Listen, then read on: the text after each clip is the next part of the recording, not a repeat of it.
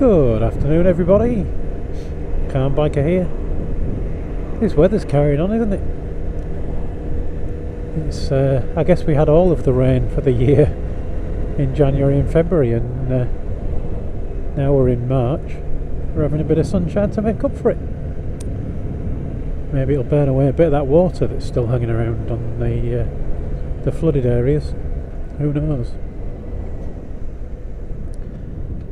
Just on a ride to see my brother. It's his birthday today, so just going around to drop him off his present. I'll give this one a wide berth, it's a learner. You never know. A learner with a double wagon, I don't want to be getting caught. Yeah, so dropping off a present and a card, and enjoy this weather and a bit of a ride. The one downside is that I could really do with a tinted visor, because this clear one doesn't really help me much when the sun's quite low and as bright as it is now. This is going to bring me, there's no topic for today, but it's going to bring me roundabout to a very short story. Something that Mrs. Calm saw the other day.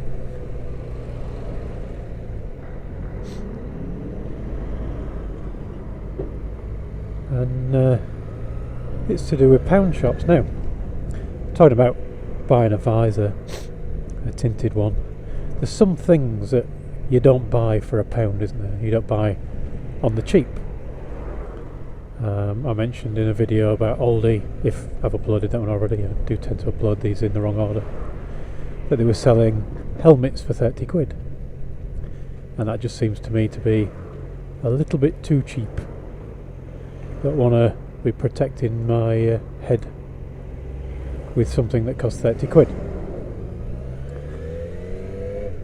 And then a visor, I've looked up the visors for a tinted one. I reckon I'm looking at about 30 quid if I have one with a pin lock insert. And again, something you don't want to skimp on really. Not so much as a helmet, but still something that it's got to give you a bit of protection from things flying by. You don't want it to, the colour to wear off or anything like that, so something else you don't skimp on. But the pound shops, your Poundland, your Pound World and all the other ones, do stock some products that at £1 are very cheap, and sometimes are worth a bit of a try. So if you've looked at my videos with a back cave, I don't know if you've noticed, but I've lined all of the drawers and whatnot of my various toolboxes and benches with that non-slip stuff, and I got that from the pound shop. Why not spend £1 on something that's non-slip? It's not safety related. It's the kind of thing you can get away with saving a couple of quid on. So I thought, why the heck not? And then stationery, occasionally I'll buy a pen or two from somewhere like Poundland or Pound World, or those shops are available. So again, something that doesn't really matter if you save a quid or two on, does it? But then there are some things that you don't want to save money on, maybe not to do with safety, but just in general, be it to do with style or quality or whatever. And one of those things Mrs. Calm found the other day, and I think it's Poundland, but it might be Pound World or one of the others. It was in Hull anyway. She decided to nip to Hull after volunteering at the hospital. Just have a quick afternoon, have a look around the shops and whatnot, and she found something in, say, I think it was Poundland, but don't hold me to it, don't all rush there at once. And she saw it on the shelf, wasn't quite sure if she could believe what she was seeing, so she picked it up, and she found, for the princely sum of one of the Queen's pounds. Now, how can I put this? And a grown-up's device that a lady might use for her own personal enjoyment when she's alone in the house. It takes batteries, if you know what I mean. Have we reached such a point in austerity Britain? Oh dear.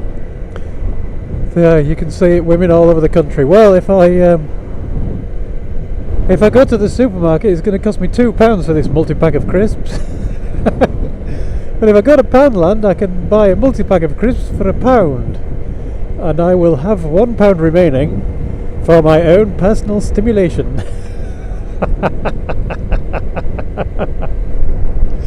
Oh dear. I just thought I'd share that one with you. Presumably, you don't stock it with batteries from the pound shop to your Everleddies or your Durabell or your ultra supercharged batteries.